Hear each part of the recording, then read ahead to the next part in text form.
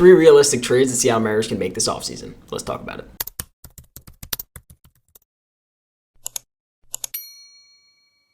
So today's video is going to be formatted a little differently because I'm going to be going based off 2 tweets from Story Clayton and Yoda Prom. So shout out to them for these tweets that I put under my Jerry DePoto and Justin Hollander post on Twitter. So basically what they posted is things they believe the Seattle Mariners should do this offseason. And to be honest, these are the 2 most realistic things I think I've ever seen for the Seattle Mariners offseason this year. I think both of these are definitely very possible, with one being maybe far-fetched for a few of you because I don't really think the Mariners are going to go out and do this much, but I do think it is still something that is very realistic. So nonetheless, let's get into the first one. So this first one says, pick up the Polanco option, trade Rojas and prospect to the Phillies for Alec Bohm, either re-sign Turner or sign Carlos Santana, re-sign Yami Garcia, cut Mitch, keep Garver as backup catcher and see if he bounces back, and then pay Edgar anything he wants to stay hitting coach. So for starters, I definitely think a few of these things are very realistic. I do think the Mariners could possibly pick up the option on Jorge Polanco, and I think one of the most realistic one is definitely bringing back Justin Turner, but I'll get a little more into that later in the video. I had talked about in a previous video whether they will re-sign Yami Garcia. I'm not 100% they will, especially since Matt Brash will be back around June or July.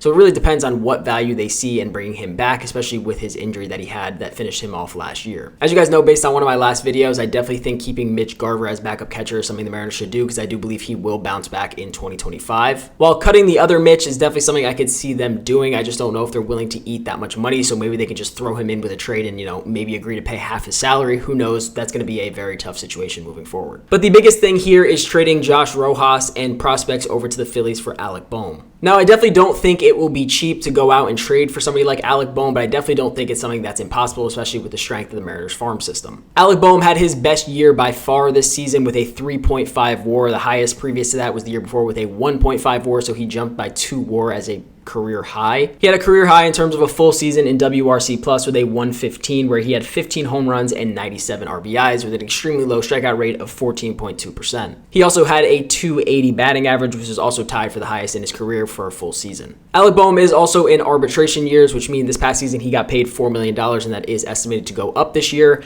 but he will be a free agent in 2027. So if the Mariners were to make a trade for him this offseason, they would have him for 2 years before he would become a free agent. So again, I think this is definitely a very realistic trade that the Seattle Mariners can pull off. I think it would maybe cost, obviously, Josh Rojas, who is an MLB-ready player, as well as 2 to 3 other prospects somewhere in there based on what the Phillies feel they need, whether that's position players or, bullpen arms or starting pitchers, who knows, but definitely probably anywhere from the 1 to 2 MLB-ready players as well as 2 to 3 prospects range. I think arguably also with that deal, the Mariners could receive some other player from the Phillies in return, whether that's another prospect or a low-level major league player. But again, if this is one of the biggest trades they can make this offseason, it will not cost them that much, and it definitely makes their lineup that much better. So with these adjustments, this is what his estimated lineup would look like. Victor Robles leading off, Julio second, Randy third, Cal fourth, Alec Bohm fifth, Carlos Santana sixth, Luke Raley seventh, Jorge Polanco eighth, and then JP Crawford ninth, which I think, in my personal opinion, is a very solid lineup to roll out on opening day. So now I'll definitely get into this more in a future video, but this is kind of what the difference between Carlos Santana and Justin Turner looks like in terms of the past 2 seasons. Carlos Santana leads by a large margin in WAR the past 2 seasons, and mind you, this is Justin Turner's age 38 and age 39 season, while this is Carlos Santana's age 37 and age 38 season. So honestly, there is not a massive difference between the two, even though they're both obviously aging, but Carlos Santana does have a decent more power still left in his bat compared to Justin Turner. He has 12 home runs over those past 2 seasons with about 6 more RBIs. But Carlos Santana also offers a lot lower of a batting average, while Justin Turner's was 268 and Carlos Santana was 239 over these 2 seasons. So like I said, I will discuss this more in a future video coming up later this week, but in my personal opinion, I don't think you can really go wrong with either of them.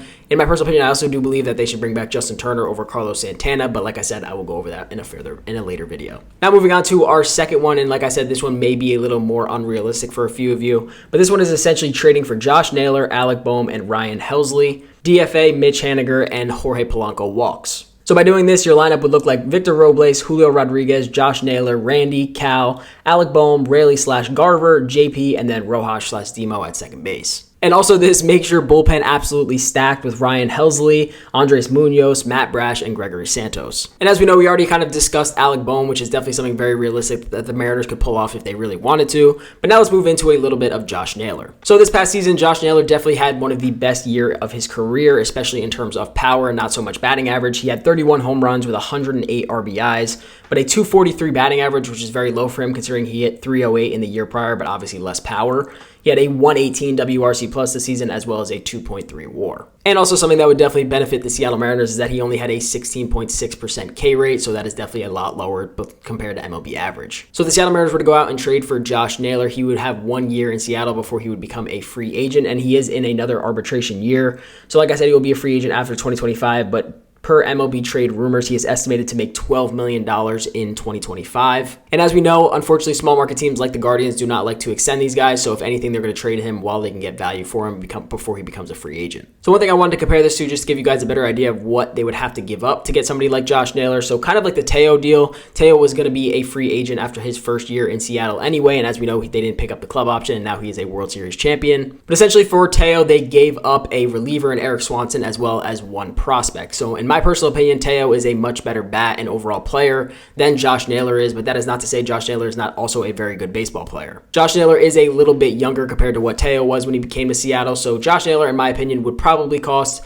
1 to 2 maybe MLB players, as well as 1 to 2 prospects, but in my personal opinion, probably anywhere from the 1 to 3 player range. Inevitably, he is a 1-year rental unless they do plan on extending him, but I think 1 to 3 players, one being maybe a major league ready player, as well as 2 prospects, gets that deal done. I know it sounds like Josh Naylor may be harder to get, but realistically, with the Mariners farm, they can go out and make both of these deals happen. Next, let's talk about a very solid relief arm in Ryan Helsley. He was an all-star in 2024. He did have 49 saves in 66.1 innings pitched, as well as a 2.04 ERA and a 2.3 WAR, which was the highest of his career. Now, one thing to take into consideration is that he is also going to be a free agent after the 2025 season. But if the Seattle Mariners really want to make their bullpen that much better, this is the guy to go to. As you know from my previous video that I discussed, could the Mariners and St. Louis Cardinals be trade partners? The Cardinals are definitely looking for a lot of younger prospects that they can develop through their farm system. So honestly, if the Seattle Mariners wanted to get this deal done, you're probably talking about anywhere from 2 to 3 prospects and not even having to touch an MLB player. Because if you're going to throw someone like Mitch Haniger into that deal, they're not going to want to take on his salary, because as we know, they're trying to get rid of salary by trying to get rid of Nolan Arenado. So honestly, if you give up 2 to 3, maybe mid-level prospects, solid prospects, not guys that are in, single A or, somewhere not in the top 10, but probably anywhere from prospects from the 8 to 15 ranking in the system, this can definitely get this deal done. So in my honest opinion, I think all of these trades make sense to make the Seattle Mariners better in 2025 and are all very realistic options that they can go out and do. Now, do I believe that they're going to go out and make all 3 of these? No, I think we're kind of pushing it a little bit because I don't really think they will. Should they? Yes, absolutely. But will they? That's another story. But like I said, I really appreciate the 2 of you commenting and letting me use this for this video. I really do like these ideas to make the Mariners lineup better, but please let me know what you guys think down in the comment section. Otherwise, I hope you guys did enjoy the video, and I'll see you guys in the next one. Peace out.